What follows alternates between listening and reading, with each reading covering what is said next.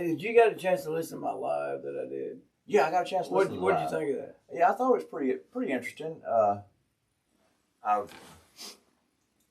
I think it turned out about like I would expect. I think there's more people disappointed in it than the people that had success rates in it. Right. You know, but talking about the apps and stuff. Yeah. Yeah, the dating apps and stuff. Because I mean, you know, you're buying a pig and a poke. You don't know what you're getting. You don't know. You know. Right. And so, what do you expect when you do that kind of stuff? So, my takeaway from it was like, in your early, if they're good if you're wanting to go like if it's a meat market type thing, right? You know, because it saves you from going and spending $100 at a club and still striking out. But then again, like I was telling her, the chase that's the fun part of the night out. You know. Well, Groucho Marx was on a show one time, and the show Hair just came out. Yeah. At the Broadway show, and they one of the Smothers Brothers wanted him to go. None of these people's gonna know who these people are, unless they're old like me. And that's okay. Yeah, they're old like us. Maybe they'll research it and find out how good it was back then. Yeah, exactly. You know? No shit. So he said he walked out in the first half. Yeah. He goes, naked people running around doesn't interest me. Yeah. He goes, I think a woman's prettier or sexier when they got some clothes on. Right. She said, and then at the end of the night, when you got them off, then you try them, which is what we just said. Right. Yeah. Yeah. That's the whole thing. Nobody will know who fucking Groucho Marx is. But that's, you know, I can't really talk. You know, me and the wife met early in life. Was it in high school? Yeah. Actually, she was in high school. She was a senior. I was a junior. Wow. But we went to different high schools. And, well, how the hell did you meet? We met up at church. She started coming. Her family started coming to our church, and we just kind of met there. And you know, and I don't know. It was kind of, you know me, Paul. I'm straightforward. You know, I don't. Well, I love that. You know, I don't do a lot. And I remember I was getting ready, and my mom says, "Where are you going?" I said, "Well, I want to go to the movies." And I didn't know if Darlene wanted to go. I think I'll just ride down there and see if she wants to go. And she says, "Well, that's all the way down Pleasantview from Springfield," which back then, the old roads, it took a little while to get there. You know? Right. I said, "Yeah, but I got plenty of time to get to the show, whatever." So I pulled up, and her mom answered the door. He said, "Hey, yeah, well, how's it going?" I said, "Going pretty good." She says, "Just come see Darlene wanted to go to the movies." You know, she said, "Well, she's back there in the back. You can go back there and ask her." And I said, "Okay." So you hadn't even asked her on the phone? No, I hadn't even asked her on the phone. I just went down there, you know, and I said, "Hey, I'm fixing to go to the movies. Just wondering if you wanted to go, you know." And she says, Well, I don't know if I want to go with you or not. I said, well, that's fine. The car's leaving in 5 minutes. You're either in it or you ain't. You know. So you ain't changed yet. She says, "Well, take me a little while to get ready." I said, "You got 4 minutes. Car's leaving." Just burnt one. And we've been together ever since. So she knew what she was getting at that point. Yeah, she knew going in that's the way it was. That's good stuff. And I started to, you know, we dated for I guess about a year and a half, you know. And I proposed to her and everything, and my grandfather told me, he says, "Well," I said, "I heard you getting married." I said, "Yes, sir, I'm going to get married." And he said, "You mind if I give you some advice?" And I says, "Well, no, I mean, the man had a second-grade education, Paul. Still the smartest man I've ever met. Oh, I guarantee you. Know? And he says, "Well, son, let me tell you." He said, "There's good women out there. He said, there's bad women out there. Right. They'll both run over you if you let them." So I said, "Well, okay." So that's, you know, kind of how it's been through our relationship. And I'll give credit where credit's due, Paul. I'm not the easiest person to live with, you know. I mean, she gets a lot of the credit. Right. But I mean, I am who I am, and I can't change it. And it's worked for me for, you know, 67 years. I see no reason to change it now. You know? A bit late. Bit to worry with it now, right? But been blessed throughout the life with things like that. So me too. It took a while to meet somebody. I was like 37. You was 37 when I got married. So it was.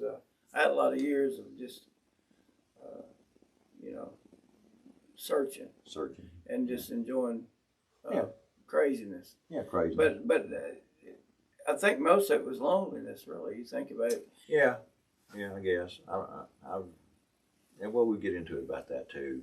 You know, she'll tell me. She'll say, "Well, you know, you don't." And I've always been a loner. Okay, don't get me wrong. I do fine around a crowd of 4 to 5 people. Mm-hmm. I can function fairly well. If it gets over that, then it gets uncomfortable for me. You know. What do you think it does? Well, I'm not an extrovert. I'm an introvert. Right. And I don't feel comfortable around a lot of people because, especially people that I don't know, you know, and I'm trying to work on that, and I've been trying to work on that for a while, but it's not coming out too good. I don't know. I just seem more relaxed in a more intimate atmosphere with 2 or 3 people. You know, everybody has time to express. Nobody's talking over each other. Less stressful, isn't it? Yeah, nobody's competing for attention. You know, we're all just having a good time. Mm-hmm. You know, and I enjoy that setting more than bigger crowds. Well, see, I like a lot of people around, but I do better if I don't know a lot of them, and I'll tell you why. Growing up, I had to learn to read the room. Me and a friend of mine talked about this. I had to learn to read the room when I was a kid because I never knew when the fight would break out or whatever, you know. So I was always making sure is everybody cool, you know. Yeah. Well, what am I navigating today, you know? Yeah. And so in doing that, if I'm around a bunch of people that I know, I'm putting myself like in everybody's head. Yeah. I have issues anyways. Yeah. So yeah. So in interacting with everybody, I'm trying to make sure that this interaction isn't perceived messed up over here. It's like I'm trying to please everybody at one time. Well, see, that's very stressful. Yeah, but that's the reason. That's the reason I don't like big crowds. Right. Because I am who I am. I might say something that's going to make you mad. Yeah. You know? Well, I'm definitely. I never change from one setting to another, but I always worry. You know. Yeah. No, I don't. And that's the reason I like it. I don't worry about that. I go in and we either get along or we don't. I'm not mad at you. Right. You know, we'll go have a fried bologna sandwich afterwards and be great, you know. Mm-hmm. I'm not mad about it. You have your opinion, I have mine, and we agree to disagree. Yeah. You know. And I think a lot of that is missing in society today. It's become more about me. God, it has. Rather than the whole. And a lot of that comes from our military service. You know, you're part of something bigger than yourself. It's not all about you, right? You know, and it's a give and take. Yeah, so it's almost hard to have a discussion about anything, especially political, about anybody, whether people just shut down and they automatically hate you. Yeah, I don't really care how you feel about stuff. It is what it is. Yeah, you know. Yeah, you truth is the truth. Yeah, if you lean way on one side and I lean on the other side, the truth's going to be in the middle anyway. Right. And so I'm going to learn something from you, and instead of talking to somebody who believes exactly like I believe, where you go from there, you're just going to stay there. Right? Well, it's just like our travels across the world. Me and you've been around the world about 3 times. 3 times, right? And at least. And I've talked to several people from different cultures, and when you stick to the people like me and you that actually work for a living, we all want the same thing. We want, no matter where you're from. No matter where you're from. That's exactly right. We want our kids to have a little bit better life than what we had. Mm-hmm. But what messes it up is the people in power. They want more power, and then they wind up messing it up for everybody. And that's the same everywhere you go. That's everywhere you go. It doesn't matter. So, like I say, I do better in small groups. The wife says she says, you might want to tone it down a little bit. I says, what? Well, they asked you about this, and you just told them what you felt. I said, well, if somebody asks me for my honest opinion, I assume that's what they want. That's what exactly. And that's what they're going to get. Exactly. So. Yeah, I've never shied away from giving my opinion. And I have a lot of friends from different backgrounds and this and that and the other, and it basically boils down to. And I'm just speaking for myself. I'm not saying I'm right. I'm saying this is the way I am. Okay. I don't care what your political affiliation is. I don't care what your religious beliefs is. I don't care what your ethnic background is. I could care less. I don't care what your gender is, male, female. I don't care. But if you're lazy and stupid, you need to stay away from me. Because we're not going to get along. Because it's offensive, isn't it? Yeah, we're not going to get along. Yeah, exactly. Yeah. So, stupid offends the hell out of me. It does. Yeah. It does. And now, and a lot of people get offended, especially you're training somebody and to do a particular job or something, and they make a mistake and they get all they naturally they're upset that they made a mistake. And I try to tell them, I said, look, it's no big deal. It's no big deal. The fact is, you're ignorant. And they get all offensive about, ignorant. We're all ignorant. Everybody, right. Because we might not exposed to the situation, we don't understand the protocol, or whatever the situation may be. Mm-hmm. We're all ignorant at some point. Mm-hmm. Ignorance I can take, because you just don't know no better, and you explain the rules or show them how the task is done. You can overcome ignorance. Mm-hmm. Stupidity, you can't overcome. You can't fix it. Right, because they're just going to keep doing the same thing, and getting the same result, and wondering, why did this happen? And won't listen to you. And won't listen to you all, right. when you try to explain. Mm-hmm. You know? And then get mad on top of it. Oh, and they get mad on top of it. I've seen it 100 times. You used to drive a truck over the road, raining, water pooling on the road, ponding on the road. And the guy runs past me in a Mustang, which everybody knows is light in the rear end anyway, and he's running 75 miles an hour, and everybody else on the road is running 55 miles an hour. And then he hits a puddle of water, spins out, hits a guardrail, and he gets out of the car scratching his head. I wonder how it happened. Well, it happened because you're stupid. It's just the way it is, But a lot of people don't think like that now. And I'm not saying all. And everybody's down on the younger generation. Yeah, they are. The younger generation is young. Let me tell you, I know a lot of younger people that are way smarter than I am. Oh, I do too. And I'll give them credit where credit's due. Absolutely. But it's like everything else.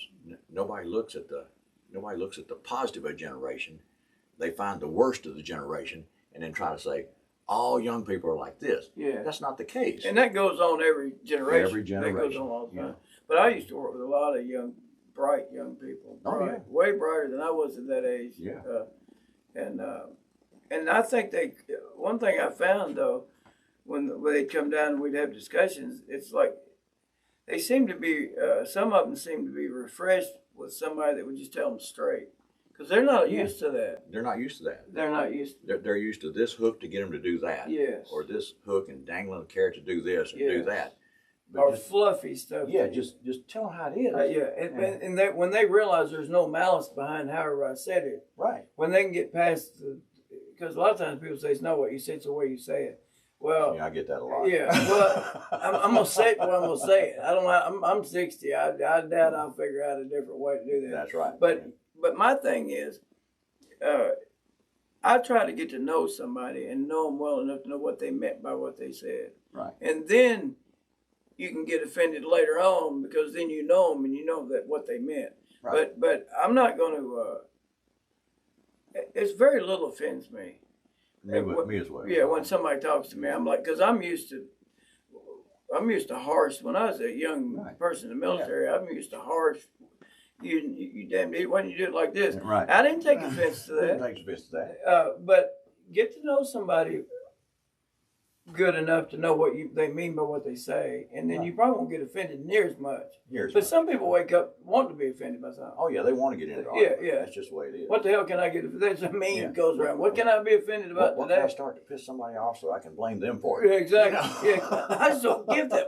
That's another thing too. I don't give that much of shit about somebody's opinion to bother me that much. Right. I don't care that much. I mean, do what you want to do. Yeah. Well, care. Well, and here's the thing. Everybody's like, well, what do you think about this and what do you think about that? And it's been around for ages. Everybody's talks about, well, do you believe in this behavior or that behavior or whatever the behavior is? Mm. I said, well, here's the thing. And we're both veterans, okay? We spend our life defending the right to give you the right to do what you want to do. Exactly. Okay? Exactly. I have no problem with that. The problem I have is when you tell me that your outlook is the only outlook and it's right, and I'm expected to believe your outlook. And I'm wrong for now you went too far. Yeah. You went too far. Because I'm not coming to you like that. Right. I'm not coming to you. I'm not, hey, do whatever you want. Yeah. But people can believe what they want to believe. Okay. I believe that we're all accountable for our actions. Yeah. Okay. So you can do whatever you want. I can do whatever I want. Okay. And trust me, I've got a lot to pay for, Paul. Oh, yeah. I've got a lot. I'm not saying I'm no saint or nothing like that. Okay, I've got a lot to pay for. But and if you want to do whatever it is you're doing, the only thing I ask is don't whine about it when it comes time to pay the bill. You're right. Because you made the choice. Okay, I'm not crying to nobody about I've paid a lot of stupid tax in my time. Oh God, have mercy on me. I don't want to pay nobody else's stupid tax. No, man. They should pay their own stupid tax just like I had to. That's exactly right. It's your turn to do it. It's your turn to do it. So, but I didn't mean to get off on that. No, tangent. that's perfect. This is exactly what we want. That's another thing about that is people are like, well, you know, your way. How do you know your way is right? Well, I don't really, but clearly I think it's right, or I think like somebody else. Right. So it's implied that I think I'm right. Right. Or I'd be believing another way. Right. But I'm always open to believe. If you can show me something that I'm in error about, I'm all about trying to fix think. it. Yeah. Yeah. And I'm all about hearing somebody else's opinion. Yeah. Because usually, as a rule, it's not over here. It's probably somewhere in here. Right. Somewhere. It's a common ground. Yeah. It's common somewhere. Yeah. But I think we've lost the ability to exist in that. We either got to be right or we got to be wrong. Yeah. I don't know when that started. It's like, Charlie, I went to bed one day and got up and the whole world I didn't recognize it. Oh, I know. It's I know. what the hell, you know? And like I can't relate to 90% of this stuff. And everybody is looking for somebody to blame. Yes. You know. Yes. It's not nothing I did. It's this over here would have happened, or if that would have over here happened, then I wouldn't have been where I am at. You know, all that. Well, there's another simple fix. I refer to my granddad a lot because he really shaped my upbringing. Yeah. And we'd be sitting on the porch, and he said, "Well," he said, "let me tell you something." He says, if you ever through your course of life, you find out that, you know, how did this become my lot in life? Okay. He said, it's pretty simple. He said, you grab a mirror, you look in it, you'll find the person responsible every time. I think I would have loved your granddad. You know, and that's what it is. You know, I take responsibility for mine, and I think it would be a better society if everybody just wake up and say, look, I messed up. There's nothing wrong with admitting that you messed up. Yeah. Just learn from it and don't repeat the mistake. Yeah. You know, but nobody wants to own up anymore. Everybody's like, what's his fault? Or it's their fault. Or it's this guy's fault. Or it's this organization's fault. Yes. It's nobody. It's yours. Yes. You made the choice. Yes. You know. Yeah, it's like, people that get arrested whine about it. Like, well, you know what? If you didn't break the law, you won't get arrested. That's right. About that. Exactly. You know. Yeah. Well, I don't want to go to prison. Well, then you shouldn't have robbed a bank. Yeah, y'all not done what you did. That's right. You know. And there's another thing too that you think, and every generation thinks this, that, you know, well, it was better back in my day. But you know, every time you remember something, you call that memory from the long term to short term, and you edit it a little bit. Oh, it's a different perspective. Yes. Yeah, it's not the same as it actually was. No. Yeah. It's a creative memory. Right. And so once you've edited it 30 or 40 times, it's become what you wanted that to be back then. Yeah. It becomes the good old days. Good old days. They really weren't all that good. Right. My uncle used to say, which you remind me of, and you'd have loved him. He says, I'm not the man I used to be, but then again, I never was. That's right. That's right. So if you understand that, have a little awareness that, and even now, as older I get, you know, I forget stuff, you know, and I'm always checking, is this the way I perceive this to be? Yeah. You know, is this right? Yeah. But yeah, the good old days probably weren't. If you had a time machine, you could go back where you think it was cool, you probably would be kind of disappointed. Disappointed, yeah. So I'm just guessing. Well, that's like our parents, you know. I come from a family of farmers, and it was like, oh, them was the good old days. Really? Getting up at 5 o'clock, working till sundown, getting a biscuit to eat, you know, and you're back at that was the good old days. See, you know. And you love my uncle because he would have deconstructed the hell out of that. Yeah. He'd be like, really? Yeah. It's not what you remember. No. Yeah, but. And then you're remembering it also where you were. I mean, the good old days is because you were probably 9, 10, 11 years old. You didn't have no worry bills. in your world. You didn't have no bills. Yeah. You had to cut the grass once a week. Yeah, you know, or if that. Deal. Yeah, you know, so, but yeah. So, my mom always said that the time we were living in, you know, whenever she said this, was because was born in the 20s. Oh, yeah. She saw a lot of change. Yeah, the depression and everything. Yeah, she said, we're definitely living in the best of times. And that was like in the 90s when she said it. Yeah. But another thing she said, too, was, she goes, one of the good things about getting old and dying is you, at that point, you don't even, none of this is, you can't relate to any of it. She goes, it doesn't, you're okay to leave stuff that you don't know anymore. Yeah. So there's a perfect design to it. Yeah, it's all made by a perfect designer. That's right. So, but like I said, another thing is, we got. Again, it's my opinion. I think we have lost the art of contentment. It's like, I'm having a pretty good day. Exactly. I'm having a pretty good day. Yeah. But we can't be happy with that. No, I got to have this, and this to have a good day. Right. No, well, not really. You didn't have it last week, and you had a pretty good time. So why do you need it this week to have a good time? Yeah. It's like me and you was discussing earlier when we was riding around. I said, yeah. You said, it's a nice day. I said, yeah. Nobody's bleeding. Everybody's conscious. It's a great day. We're doing good. We're doing real good. It's all a reference. It's all a, what is it? What am I trying to say? Not reference, but it's, I guess a reference. It's all, reference. Yeah, it's all in what you compare it to. Yeah, exactly. And that's probably why it'd be good to go visit people not doing so good every now and then to show how good that by God you got it. Yeah. Well, it's like, you know me, I'm a big Merle Haggard fan. Oh, yeah, me too. And, everybody used to tell me, man, I don't know why you listen to that depressing stuff, and all this. I said, well, you got to think about it. You're having a pretty rough day. You put a Haggard tune on, it's like, shit, my day ain't too bad. We're doing pretty damn good. We're doing pretty good, So it all depends on how you look at it. It's all perspective. But there's a thing that goes around that it's been playing a few times on Facebook where it's a comedian who was on the Tonight Show or one of the talk shows. And he goes, I figured out women. Of course, this goes for men and women, but he said he figured out women. Yeah. He said, he goes, Adam and Eve were in the garden, and Adam goes, we got paradise, we got anything we want, food, whatever our wildest dreams can be, come true, realized in a moment's notice. Yeah. And said Eve looked at him and said, yeah, just ain't enough. Exactly. But that's not a female. That's an everybody. That's everybody's that way. Right. Yeah, we want more. Right. We can't be happy with what we have. And I can only speak for me. I'm blessed to have what I have. Oh my God! What are you talking about? Like I say, art of contentment is a big issue. It is. And it cuts out with the bickering and the back and forth. And he's got more than I got. Well, okay. You look at it and you say, well, that guy's got more than I got. Well, yeah, but you don't see the 20 years that he worked trying to build up a restaurant so he could have it easier. Exactly. There's work involved. Exactly. He didn't wake up one morning and all of a sudden he's got all this stuff. Exactly. He actually worked for it. I talk about that with my son-in-law. He opened a car dealership. That was the first interview that okay. Did. Yeah. And there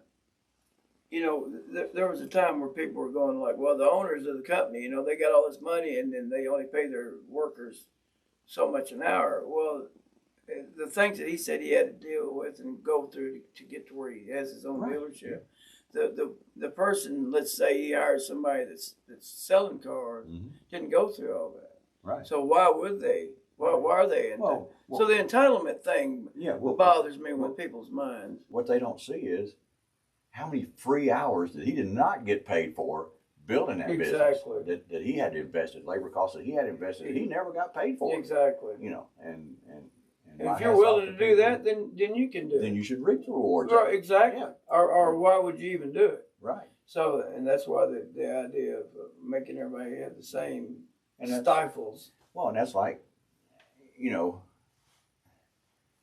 especially your bigger corporations, they come out and they say, well, we're just not making no money. Okay, well, the only reason you're in business is to make money. So if you're not making money, you wouldn't be in business. Right.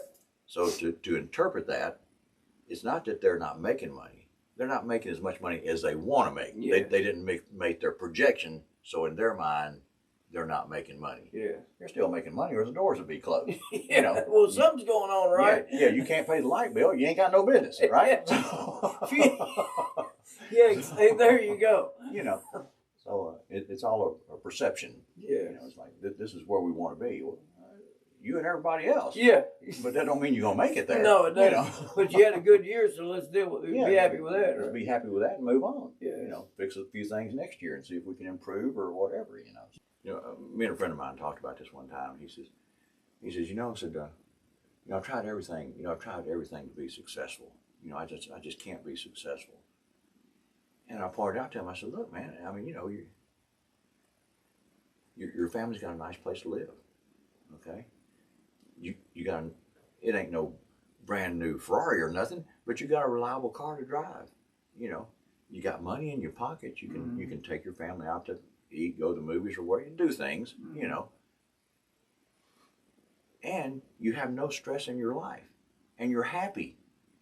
What more do you want exactly? So success is measured by the material things we have or the amount of money we have. But true success is if you're happy. Yes. That's where the real success is. Because I know a lot of people that has a lot of money, a lot of property, a lot of everything, and they are miserable. Miserable as hell. They have ulcers. They worry because they're worried about losing what they have. So until we can condition ourselves to say what really is successful, it's not dollars, it's not material things. It's are we happy? And if you're happy, you're successful. Well, yes. What does it say? Gain the whole world and lose your soul. You ain't got nothing. Yeah. Jordan Peterson talks about that, about comparing yourself to, say you're talking about a Ferrari. He used an example. He goes, you see the guy with the hot blonde in his sports car, and you're like, dang, he must have it all. He goes, and you don't know that he might want to wrap that around the next telephone pole he comes by. That's right. He might be miserable as hell. She might be meaner than hell. Right. Or whatever. Yeah.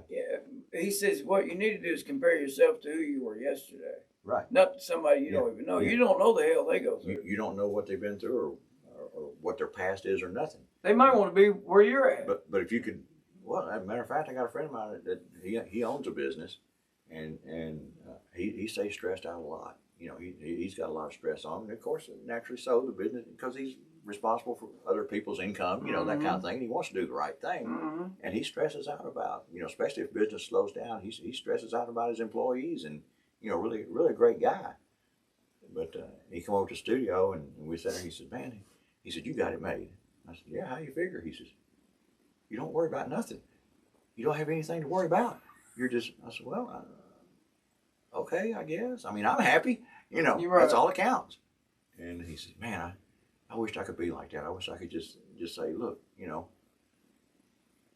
I'm happy with myself. And that's the starting point. You have to be happy with yourself. Yes. Before you can be happy about anything. And you've been that way since I've known you, though. Well, I've always laid back. Yeah. And it's like Granddad told us. He said, don't worry about money.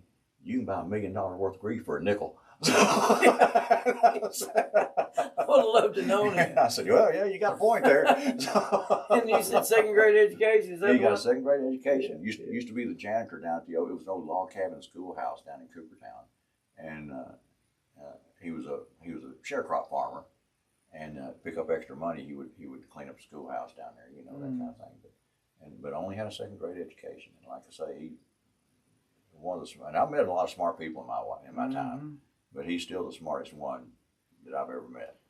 I always talk about he never went to college, but he graduated high school. My grandmother's bright too. Yeah. But anybody that ever met my uncle always were amazed how he wasn't just, you meet some people that are smart and they know they're smart. Yeah.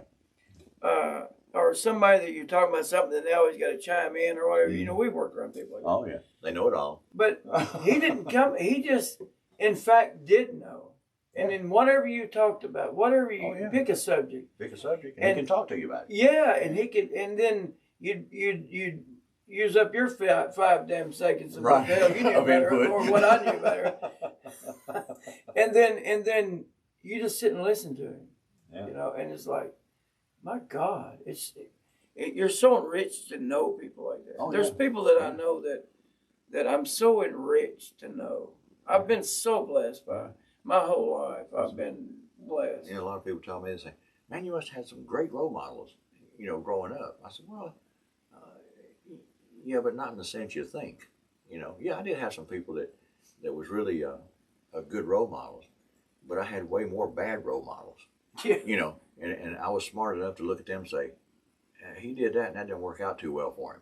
Okay, I'll take a lesson from his experience. I don't want to go through I've that. always tried to do that too. I'm like water, take the path of least resistance. Yeah, that's right. Yeah. So yeah, I had a lot of bad role models that actually influence and probably help you just as much as the good role models. Yes. If you pay If attention. you pay attention. If you pay attention. Yeah. So. I avoid stress, or I try to, like the plague. Whatever I do, I'm like, okay, first off, where I evaluate it is how much time is it going to cost me. Because time to me is, I used to, when I'd work, I'd take off a lot. You know, I was like, I tell somebody at work with us, I'm the Johnny Carson of this place. And the first thing they said was, who's Johnny Carson? I'm like, dear Jesus, is there anybody over 40 in this damn building? Y'all are killing me. So, I said, and other people I work with, one in particular, never would take off. Never take off. Oh, yeah, never take off. And I'm thinking, you know, you do you. Yeah. But yeah, I'm like, you just wish for somebody to really appreciate their time, because it's finite. Well, the thing about it is, you know. Yeah, I can't fathom that. Everybody worries about having this, and this. But time's the only commodity you can't buy. That's exactly right. There was a clock that somebody had brought, and it flips every minute. The mechanically, it's kind of cool. Yeah. It's like some hippie thing, you know, Yeah. like that. And I was talking to that person, and I go, think about this. I go, think about that being money. That's $1 every time that thing flips. Oh, yeah. I go, you know, because if that's what you focus on. You know, me, I focus on time. Here's how I am about money. If I had $100, I'd blow it. If I had $1,000, I'd blow it. I really give a damn. Yeah. I mean, am I eating? We got a roof overhead? As far as that goes, I've never. People be like, well, how much that costs? I don't know. I wanted it, so I got it. So I got it, yeah. That's why I'm not rich, because I don't know how to save money. Well, that's another thing, you know, is I graduated high school, get a job, you know, and Grandpa said, what are you going to do? I said, I don't know. I mean, I'll find something, you know, I mean, you got to make some money, you know, and, you know, pay bills and all that kind of stuff. And he said, well, let me tell you something. He said, don't never do nothing for money. I said, well, I mean, you got to make money. You know, you got to make money. He said, that's not what I'm talking about. He said, do it because you want to do it. Money will take care of itself. And that's what I've done throughout my life. And I'm not rich. I'm comfortable. I get to do what I want. I don't have no stress. So, you know, whether I'm successful or not is in the eye of the beholder. I think I am. Some people might say, well, you don't have all the stuff I got. No, I don't have the headache you got either. Yeah, you know? Yeah, exactly. Well, yeah, health and time. Well, health you may have a little control over, depending on how you take care of yourself. But yeah, I pretty much do what I want. I eat what I want, and you know, whatever. Yeah. But I've always valued time. So yeah, so when I'm trying to do something, I'm like, all right, how much time is it going to cost me, and how stressful is it going to be? Yeah. And then if those two things are okay, then I'm good to go. I'm good to go. So. Yeah. Because I don't need no aggravation. I don't need no aggravation. You know, I got enough of that. Right. I make up my own aggravation in my head. I don't need no external shit happening. Yeah, we're our own worst enemy on that. Yeah, exactly. You were talking about earlier, we've been around the world. We had some good trips there. We did. We had some real good trips. Getting there and coming back was always a fun part. Always a fun part, yeah. Especially when you break down. Well, I don't know. Now, we had some pretty good times with you and your guitar, you know. We did. I still got pictures of us in Afghanistan. Yeah. Playing with the... Sit out there in front of the Connex and play and sing a little Haggard. Yeah. With stuff blowing up in the background. It was pretty good. I tell you about the time they had the Army guy in their shop. He'd been to Afghanistan in like, because we went in what, 06 and 08, right? Yeah, I think that's right. So he had been there like, they just started it, like 02 or whatever it was. Yeah, whatever it was. And I found out that he had been in, because he come to the Air Force from the Army, and in the Army, I don't know what he did, but he jumped out of the plane because we went to recover a plane, and he goes, "This is the first time I've ever landed in C-130." Yeah. We went down after Hurricane Katrina. Yeah. That's it. It was coming, and we had to go get a plane, and he went down there with me. I was teaching him how to work on stuff. And he goes, damn, that's the first time I've ever landed in one. Yeah, always I jump go, out. dang, yeah. So as we were talking on that trip, I go, he told me he'd been in Afghanistan. I go, hey, I was in Afghanistan. I go, did you get your picture taken on that camel down there by the bazaar? No, he didn't. He said in that fucking carnival rides when I was in Afghanistan. He goes, they're getting rocketed about once every other night. I go, well, there that is. They're there now. That's like the time that me and you were there. And I always tell this story. I go, this is the difference between my contribution and like the Army guys' contribution. Yeah. And I said, we were at work one night and people would send stuff, in boxes and stuff. And they had sent this like life-size Bugs Bunny. Oh, yeah. And Bugs Bunny's always been. Do you remember that? Yeah. Me getting that? Yeah. So, and it was huge. And I was like, I'm taking that home. Nobody wanted it, Yeah. So I've got this thing after our 12-hour shift. It was always on 12-hour shift. I draped it over my shoulder and I was walking back to the Connex where we were sleeping. And here comes this platoon of Army guys getting ready to get on the plane to be dropped off who knows where. Where, yeah. And I had every weapon you could think of, all these sights and shit on it. And I'm walking like right in the middle of them, with my big Bugs Bunny. I'm like, yep. So there it is. In one fucking picture.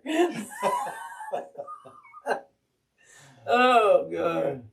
But we did. I mean, we had some, and a lot of people. Deployments. There are different people on deployment. Some people want to be miserable. They're going to be miserable because they want to be miserable. Right. Yeah. But you get on deployments, and they're what you make them. It is. If you want to be miserable, you be miserable. Yeah. If you want to enjoy it, you'll enjoy it. Exactly. Exactly. Any frame of mind. So. Yeah. Any deployments like that. I used to always want to stay at work because it reminded me of being back home. Being in that place to sleep. I hated that place. Yeah. But. Yeah, you're gonna. Well, we didn't get that much sleep anyway, so it doesn't matter. No, we didn't do it. I remember working on something, and it was some major made me leave. It was some generator problem. I couldn't figure it out, and it was shaking. The contactor was just shaking. Yeah. I'm like, what the hell's causing this? And I was just frustrated, and I was like, really, this is the most fun I'd had since I've been there because I'm having to fix something. You're having to fix and I'm having to figure it out, and. He ordered me because I was on a metal ladder and I accidentally fell because I've been there like 18 hours. Yeah. And he goes, you told me you need to go back and go to sleep. Yeah. I'm like, well, I'm actually having fun. Why are you screwing with me? Right, yeah. I'm going to go back there to eat and watch a movie or something. But he's afraid I'd get hurt. But any time away from Virginia, I'm not happy anyway. Yeah. So I could be. Yeah, you got to be occupied. Yeah, yes. You know that. Yeah. One day I was surprised we made a shot glass. Remember that? Oh, yeah. You're like, let's go make a shot glass. Yeah. Did you do that because you knew I was depressed? Is that why you did it? Yeah. I said, well, we'll get his mind off of something, I could have went to Hawaii and been down. It wouldn't matter. Yeah, she's she not wasn't with there. Me. Yeah. The sun isn't up unless Jenny's there. Right. I don't give a shit. And you know what? That's successful. That's success for me. Is to find somebody like that lady. Yeah. Everything else is a fucking icing on the cake. Icing on the cake. Yeah. Well, that's like my wife. I retired, and I said, well, okay, we'll just take half of it, throw it in your account. She says, but you're retiring. I said, well, you did just as much as I did. You kept track of the kids when I was gone, and this and that and the other. I mean, you've earned it just as much as I have. I'd say worse. Yeah. So. Yeah. The stuff they deal with when you're not home, I can't fathom it. Yeah.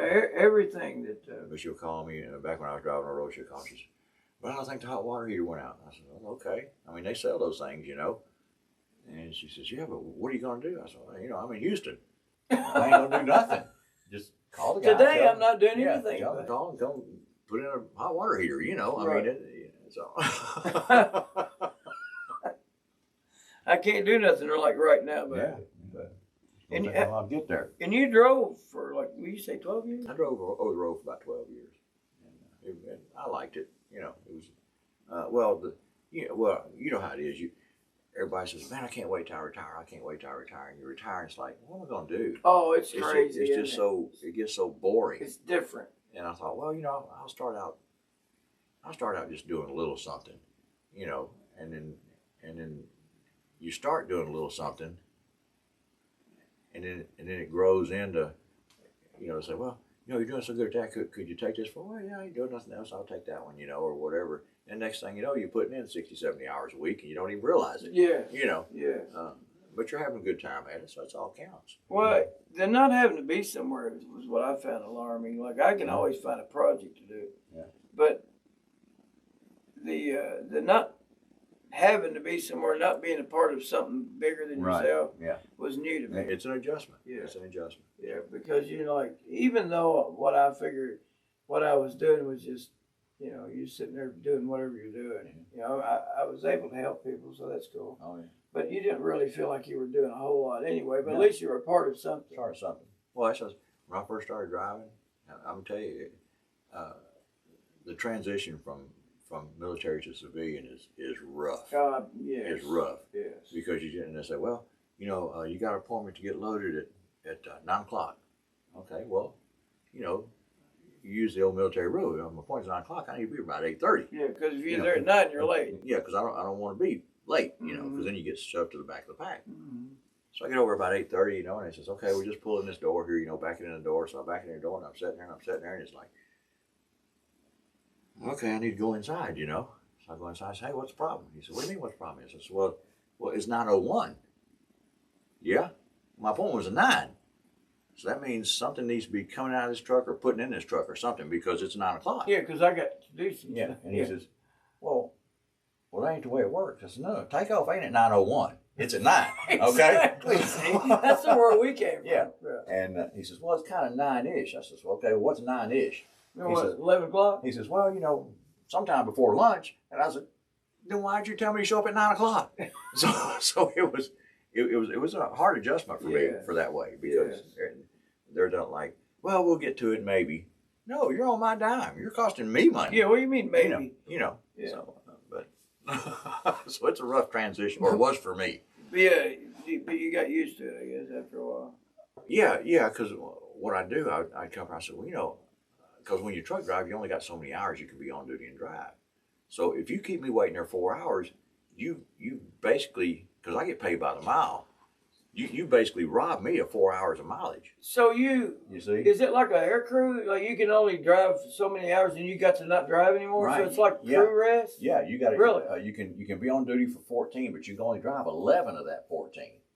So you got a 3-hour window for getting stuff in and out and loading and all that kind of stuff. Wow. But after you reach that 14 mark, you have to take a 10-hour break. You can't move the truck. It's like crew rest. Right. So So I always look at it and says, well, I don't know what the big deal is. The big deal is you're costing me money. Yeah. You're cutting into my window. Yeah, you're cutting into my money where I could be making money, and here I am sitting here for whatever. That's frustrating, isn't it? It is. And they don't care because they ain't costing them nothing. Well, the thing about it is, and here's what I don't understand. In the truck driving industry, drivers are regulated to death. You can only do this. You can't do that. You can't do this. You can't do that. But out of the whole trucking industry, the drivers are the most regulated. Nobody says, well, we're going to regulate the shippers because if you say 9 o'clock, anything after that, you have to pay them on the clock. No, you're just sitting there making nothing while you're sitting in the door. You got to follow the rules. Nobody else has to, basically. Yeah, we're overregulated. Nobody else has no regulations. They can do pretty much what they want. My uncle, also, both my uncles, after the mine shut down in Madisonville, went to trucking. Mm-hmm. And they used to tell me about, they had 2 different logbooks. Oh, yeah. Okay, so, but with GPS now, you can't even do that now, can you? No, you can't do that. Well, everything's electronic log now. Yeah. And there's sensors in the truck. As soon as that truck tire moves, it throws you on the clock. And there's no editing. So give me an example of how you would cheat back in the day then. Oh, well, back in the day, you could say, let's say you left South Carolina, okay? And let's say you drove for your 14 hours, okay? Well, all you got to do is you take your other logbook and you claim that you've had the last 2 days off and you're starting in Kansas, okay? So now the bad thing is you can still get caught. Okay, because if let's say you leave this day at South Carolina and you drive and you get to Kansas, okay, you say, well, I want to keep going, okay? So you take out your logbook, your other logbook, and you say, okay, you log it, you've had 2 days off prior, you've had your reset, you got a full 70 left to go, you get 70 hours every week. That's the line logbook. Right, yeah. So, and then you put that you left Kansas, okay? Well, you can drive another 14 hours on that, or 11 hours on that logbook, okay? But if you get pulled over, they say, well, let me see your logbook. And you hand them a logbook, and they say, oh, okay, just left Kansas City. Oh, yeah, whatever, you know. Well, let me see your bill of lading. And you give them the bill of lading, and it says it came from South Carolina. You're fixing to get caught. Yeah, you're done. Yeah, okay, all right, that makes sense. Yeah. So, well, what some of them would do is what he would tell me was say they had a run wherever, I don't know where it'd be. They would get there real fast, quicker than they should get there. Right. Then they could have a day or two to go visit family or what the hell they want to do. right, and be off the books. Be off the books. And start fresh 70 when they got done. Exactly. Yeah. But you can't. There's no way they'll do anything. No, you can't do it. Well, that's just like committing crimes now. There's like, you could commit a crime in the 70s, and now there's 5,000 cameras near the damn store. The ATM across the street, mom and pop grocery store over there. Everybody's got a camera going everywhere. Exactly. So, yeah. Which I'm a good thing, I guess. Well, and I think the electronic law is a good thing because it makes it a little bit safer. You don't have a fatigue trucker out there running over somebody. Yes. And I'm not against regulating the drivers. What I'm against is regulating only the drivers and nobody else involved in the industry. I'll take my share of grief. Yeah. But you should take your share of grief as well. Exactly. Exactly. So, but have you thought? I was asking you earlier. You probably not going back to that, right? Probably not, because like I say, I like the idea of the open road. I love driving, but there comes a time that the cons outweigh the pros. Yes, that's what we were talking about. And when it gets to that point, it's best it's not worth the aggravation. I didn't know your dad drove. Yeah, he drove. He drove for about 35, 40 years. Oh, hell, I didn't know that. And back in the day, he'd sneak me on. You get to run to Dallas. He'd sneak me on, and we'd take off, And you knew about it. And I said, man, one of these days I'm gonna drive a truck, That's so cool. And then I retired from the military, and never will forget. The wife I come home. She says, "What are you gonna do?" I said, "Well, I got my appointment. I'm going up here to this Knoxville. There's a truck driving school. Get my CDL." She says, "For what?" I said, "Well, to drive a truck. I'm gonna drive a truck over the road for a little while. See if I like it." She said, "How do you know if you like it?" I said, "Well, I don't know if I like it or if I hate it, but I'm gonna do it for a year just to give it a fair shot." What was her reaction to that? And she says, well, can we talk about it? I says, yeah, I got about 30 minutes before I can leave, but we can talk about it. And she says, never mind, go on. Damn. But she's told me, she says, look, you have always provided well for a family. I don't question any of your motives when it comes to providing a family. You do an excellent job of it. I'm not going to tell you can't do anything like that because you've always done what you needed to do to make sure the family had everything. So she has complete. Isn't that the fact that your wife has confidence in you? Is that not the best thing in this world? It is. And it's and like I say, it's I don't. And it's like I tell her, I get out there, she'll say, well, can you do this? And I go out there and do it, and then she wants to come out there and supervise. She says, well, I think you need to do it like this. And I said, I think you need to do it like that, and maybe if you did this first, this or that. I said, look, I don't need no help. Okay, I got this. This is what you want. I'll take care of it. And then she'll keep on and on and on. I said, look, all right, you want the bottom line? She said, what's the bottom line? Do I tell you how to make biscuits? And she says, you don't know nothing about making biscuits. That's right. You don't know nothing about building this. So you go in the house and make some biscuits. I'll take care of this. And we're going to get along fine. Yeah. Well, that's one thing. Jenny will be like, she has faith that I can do whatever it is when I don't. Yeah. I go, I don't know if I can do that. She said, oh, yeah. Yeah, we'll figure it out eventually. Yeah, and that, it doesn't get any better than somebody that has faith and trust. Everybody asks me all the time, say, how do you know about this? I said, well, I don't know. I had never thought about it, but I'm looking right at it. It makes perfect sense, and but I said, well, I don't understand how you know all this. I said, well, or asked me, said, where'd you get your degree? I don't have a degree. You don't have a degree? No, I don't have a degree. I'm blessed with a lot of walking around sense. I can look at it and say, yeah, there it is. Exactly. Well, I've had this idea about that for a long time. We're a licensing agency, basically. Oh, that's all. That's only for the money. Yeah, They don't that's care. all If that you, is. they don't care if you can drive a truck as long as you got the money to pay for the thing. They'll let you drive one. Yeah. You know? Well, I mean, like with anything though, a lot of stuff that people go to 4-year degrees with. Yeah. You could shadow somebody for a while and probably know how to do whatever that is. A couple of months and you're good. Mm-hmm. Yeah. And that's another thing. Higher education in this country. Let me start off by saying I'm not against higher education. Right. I'm not against it. It's not for me. I can't. I'm a hands-on guy. I can't read a book and figure it out. But if I'm looking at it, I can figure it out. Mm-hmm. Okay. So higher education is not for me. I'm all for people that want to pursue that. The problem I have with higher education is the way it's marketed. Mm-hmm. They'll say, well, if you don't get a degree, you'll never amount to anything.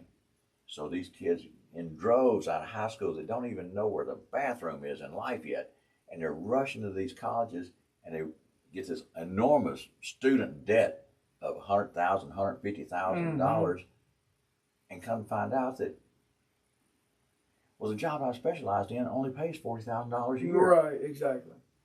So how it's marketed is what I have a problem with. Exactly.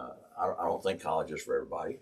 I think there's a big market for manual labor jobs and there's people that like manual labor jobs. They don't want to sit behind a computer all day long. Yeah, no, They want to be active, you know. Mm-hmm.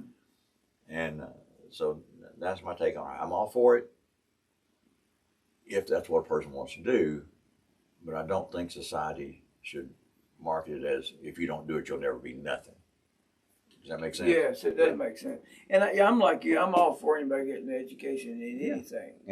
You're never too old to learn something. Right. But I think I'm against it as an institution, kind of like what you are. Yeah, it's all about the dollar. Yes. Yeah, we don't care if you get a job or not. You owe us $150,000. Exactly.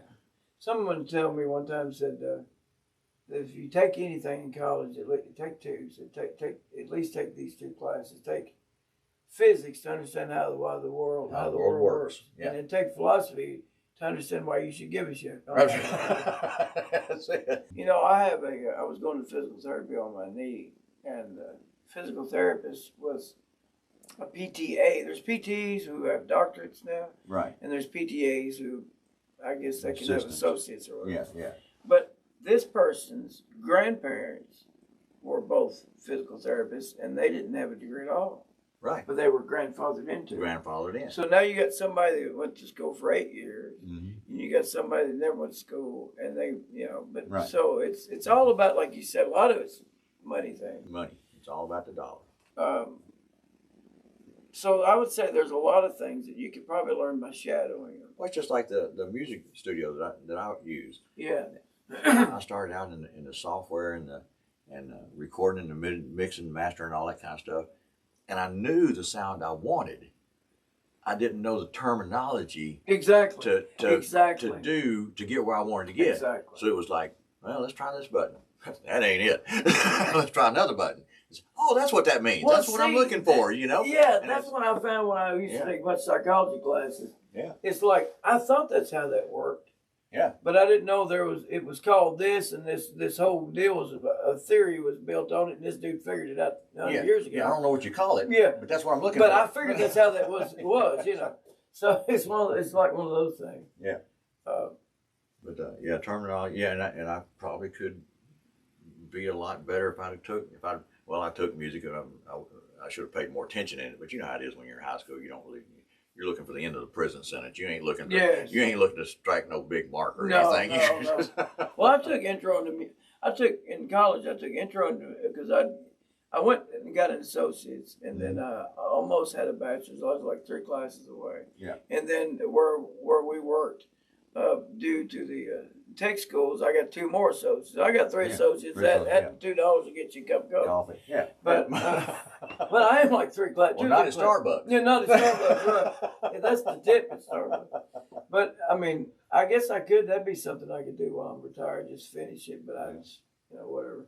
Well, so the wife asked me, she said, "Why don't you go get a degree?" I said, "No, I'm 7 years old. I got this far without one. Why I want one?" Yeah. I mean, exactly. At this point, it would just be completing something. But I'm not really stressing over it. I don't stress over it. But I took intro in religion, intro into theater, intro into music, and I loved how they taught that because they taught it by history. You know. Yeah. This period, this period, this period. This led to this, and that led to that. Yeah, I thought I liked that because I love history. Yeah. I mean, I'm all about learning about history. Yeah. I think that ought to be, and a lot of people don't even care about history. Yeah. And I think that's probably one of the most important subjects you could learn. And you always know somebody when you're talking to them if they're aware of a lot of history or not. Right. Yeah. You can always tell. You can always tell. Yeah. They're a little less lost than most people. Yeah, they can navigate a little better. Have you found that same thing? Yeah. Well, I mean, the old cliche, history repeats itself. Yes. You know, we've been through this, and it's just a matter of time and space before somebody's gonna think, man, I got this great idea but it didn't work back here. What makes you think it's gonna work right here? Exactly. But we're gonna try it again. We're gonna try it again with a new name. With a new name. Yeah, new paint job. Well, you remember in the military, I know you come in early enough to remember what they call counseling sessions. Yes. You always, when you mess something up, you got a counseling session. Yes. So it was always bad. Yes. Okay, and nobody wanted to get a counseling session. Right. Well, then they come out with, well, we're going to do away with counseling sessions. We're going to have feedbacks. Yeah. Okay, so why are we changing the name? Yeah. Well, counseling has such a negative connotation to it. Yeah. Because there can be positive feedbacks and negative feedback. I says, yeah, there could be positive counseling and negative counseling as well. Exactly. But nobody ever used the positive. Everybody used the negative. Yeah. So how long do you think it's going to take before feedback gets a negative connotation? Because nobody's going to do the positive, they're all going to do the negative. We'll change it again. We'll come up with another nomenclature and we'll wear it out for a while. George Carlin talks about that. Remember? Yeah. Where he says, the words change. Yeah. He does that with shell shock. Yeah. You remember that? Yeah. In World War I, it was shell shock. And then in World War II, it was operational exhaustion. Right. And then Korea was, World War II was battle fatigue. Right. Yeah. And Korea was operational exhaustion. Yeah. And Vietnam was post-traumatic stress disorder. Yeah. The same thing. Yeah. And then he made the comment. He goes, I bet we still call it shell shock. Some of the Vietnam vets would have got the treatment they needed when they needed it. Yeah, because you changed it's another program. Oh, that's a different program. We don't have the money for that program. We got the money for this program. Right. But it's the same thing. But it's a softer language, and I have noticed that. Yeah. He did make a good point. That we, as a society, people have tried to make it as the bad as palatable as they can make it, rather than just tell it how it was. Yes. You know. And I think people are, well, I was saying earlier, people are refreshed in some ways with somebody that can tell it straight and not have any malice behind it. Yeah, we're not mad at you. We're just telling you the way it is. Yeah, but he gives all those examples that are so funny about it. He said we actually measure radiation in something they call sunshine units. Right, yeah. Such bullshit. Instead of rads, right? Yeah. But there's a danger to that, though. Yeah. I think. It is, because it makes everybody too comfortable. Yeah. They don't stay aware. No. They're not aware. They don't know they're in hot water like the frog. Right, yeah. It was just like, they made me take this course called the Smith System. And it's basically, the trainer that was given to me, he said, oh, this is a great system, sliced bread, man. Because, before we didn't have this system and it was just horrendous, But now we have this system. And I look over the system and I thought, well, this isn't a system. This is common sense,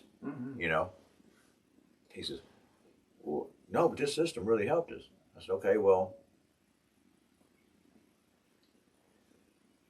if you're in an 80,000-pound vehicle, okay, and you're 25 feet behind a car and you're doing 70 miles an hour, and the car slams on its brakes, you need this system to tell you that you can't stop 80,000 pounds in that distance? Mm-hmm.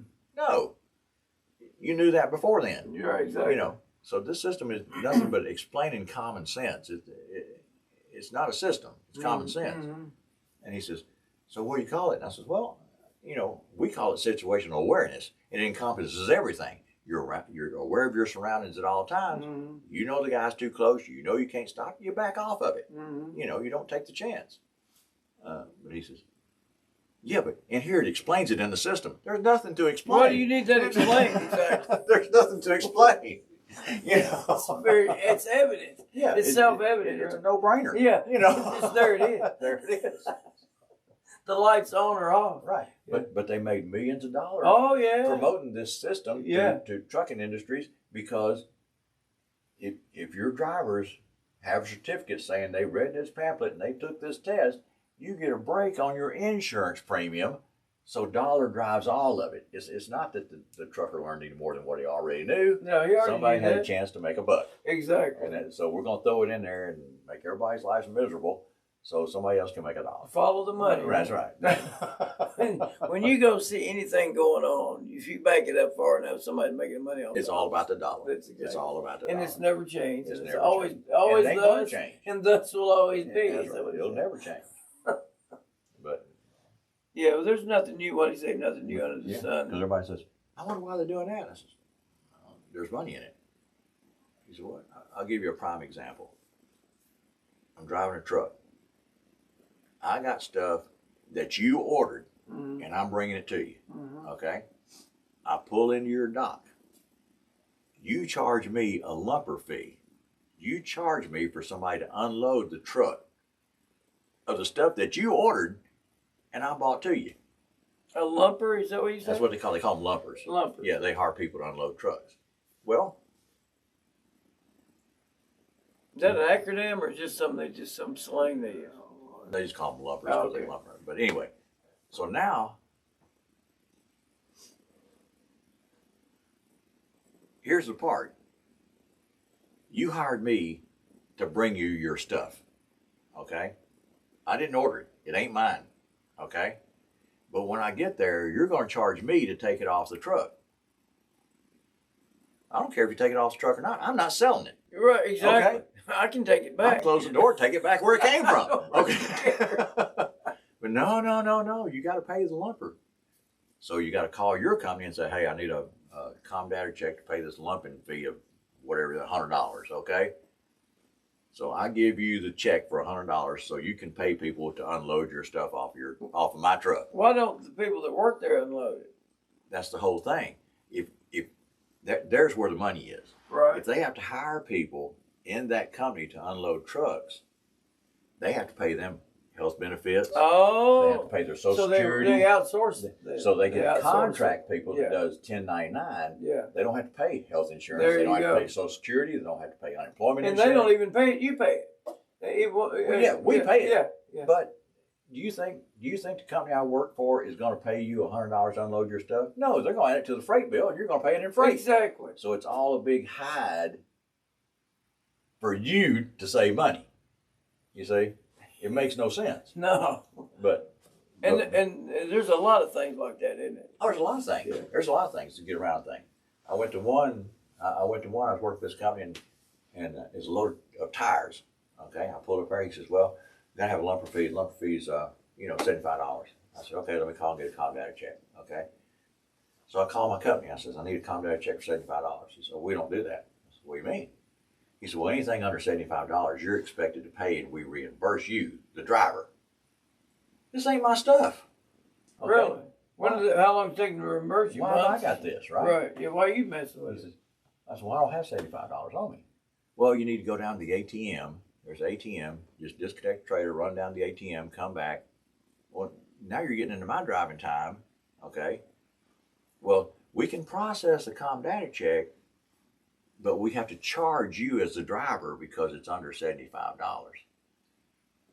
Well, let me ask you this. I said, okay. I said, how much is it? It'd be about $5. Charge my account, take it out of my pay, take the $5 out of my pay. Ain't got a problem with that. Okay, give me the com data check. I'll pay for it, right? Mm-hmm. About a month later, I go back to the same place, same truckload of tires. He said, yeah, we got a lumper fee, it'll be $75. I said, no, it ain't gonna be $75. It's gonna be $100. Yeah, he says, what do you mean? I said, if it ain't $100, you ain't taking it off my truck. That's what I was getting ready to And he ask you says, something. Okay, 100. So I called Grant. I said, hey, I need a comdad check for $100 for these lumpers. $100. I don't know what to tell you. That's what the man told me. Okay. Now that $100 check don't cost me nothing. Right. But the $75 check will cost me $5. So I was thinking that before you said that. Yeah. But I was going back to what my buddy of mine Rich says. He goes, "How come everybody said I could bring anything up, but you'd find a way to shady way around it?" Oh yeah. And I go, "What?" So my question to you was going to be, well, could you just say it was 100? Yeah. And then the old dude hook you up with $25? No, I just give him the 100. I don't want none of his money. No, I know, but I'm just saying. Yeah. Could you? Would that be an option? Yeah, but I like I say. I wonder if that goes on. Oh, I'm sure it does. Yeah. I'm sure it does. Because my mind always thinks of those levels. We're going around, but nobody's getting nowhere, and I'm paying for it. Yeah, you're the one getting screwed out of it. Yeah, so. That's the first thing I thought. Was like, that would not be a way to make money out of it. So anytime I pulled into a place and they said it was like $50. Yeah, 100. I said, yeah, I need a $100 comdad check to pay this lumper. It's all fine. I don't know what to tell you. You know, ain't my fault. Ain't my fault. Right. And they're okay to take it too, aren't they? And they're okay to take it. So it looks like you could be able to get some money back from that somehow. Because you charged me $5 one time, it's going to cost you down the road. Right. More than $5. Right. Because you mess with me when you shouldn't have. Yeah, exactly. So now it's costing me anywhere from $25 to $50 a damn load. A load, yeah. So, and if you're happy with that, I'm happy with that. You know. Well, why the arbitrary 75? What's the problem? What I don't. Well, see, that particular company allows the driver to get, I think it was $150 cash advance every week out of his paycheck. I see. Okay. Well, you got these drivers out there, and what they'll do is they hadn't figured it out yet, Paul. They kind of say, "Well, it's Monday. I'm gonna go get my cash advance," and they get their $150. Okay, and then they get their paycheck on Friday, and it's short of $150, right? I ain't making no money. I can't wait till money gets here. I get my other $150. Well, if you quit taking out the $150 on Monday, you'd have a full paycheck. But they can't figure it out. Do they not know that they can't figure it out? They think it's extra. Yeah, that's they think crazy. it's extra. And it's, I don't know why I ain't making no money. That's because crazy. you're getting it early and blowing it on whatever it is you blow it on. Right. And then come Friday, your paycheck's $150 short because you took out money that wasn't yours on Monday. Well, how come after the first time they don't get to that? They can't see it. They cannot see That's it. crazy. They cannot see it. You're talking about getting money out. It reminded me when people would go on TDY somewhere. Oh, yeah. They would get, you could get a cash advance. Yeah. Or then you would get, per diem or whatever you get. There's a lot of people I know that their wives never knew they even got per diem. Oh, I know. Yeah. There's a lot of people didn't know they got paid for drill. Oh, no. Who the hell told me that? I'm like, no way. They thought it was a voluntary thing. It was a voluntary thing on the weekend, yeah. And then they had a meeting and found out. Remember that? Yeah. Oh, my God, that's crazy. They told us, now, wives, don't y'all worry. We'll make sure the checks get to the bank. And they said, what check? Yeah. I know people that bought all kinds of weapons and stuff with this per diem money. Per diem money, yeah. That's crazy. I would feel like I was stealing from I would take money out and split it with Jenny before I leave. I can't imagine. That to me is stealing from my wife. It's crazy. But whatever works, I guess. But it was, yeah. Yeah, the worst case is what you just said, and I remember that. They were like, they didn't even know they even got paid. They didn't even know they got paid yet. So well, that's terrible. Stuff. Yeah. That's so terrible. Of course, back then it wasn't that much money anyway. Right. Yeah, we wasn't making no killing or nothing. Right, but just the damn thought of it. But just the thought of it, yeah. Like, what else are you lying about? If you're lying about that, I don't even want to know what you did to TDY. Yeah, that was funny. Yeah. Oh my God. Yeah, my wife come back. She tell me, she says, "There's wives out there didn't know their husband getting paid." I can't tell you nothing about that. That's crazy. It's very believable, though. Can you imagine? So they're really proud of their husband. Check this scenario out. What a patriot. Hey, he's a great man. God almighty. What's wrong with people? Well, you believe what you want. Hey, yeah, that's exactly. What it is, but. That's exactly right. We all live in our own little world. We all live in our own little world. Like I say, I'm not saying mine's right. I'm saying I'm happy with it. So I'm good. I'm good. I don't want to know if I don't have to know. Oh man. This has been a blast, Charles. I've enjoyed it. It has. I've enjoyed it. Well, can you think of anything else we can talk about, or you think we? I think we pretty much covered. We gotta save something for later. Yeah, we're gonna do another one. we gotta save something for later. Don't give away all our secrets. Thank you so much for coming. I really, really enjoyed it. this. Looking forward to getting you down to the studio. So absolutely. We can, I cannot wait for that. Get that. Like I say, I've always wanted to do Poncho and Lefty. We'll absolutely do it. We'll do it. We'll play it on the channel. Play it on the channel. That'd be great. That'd be good.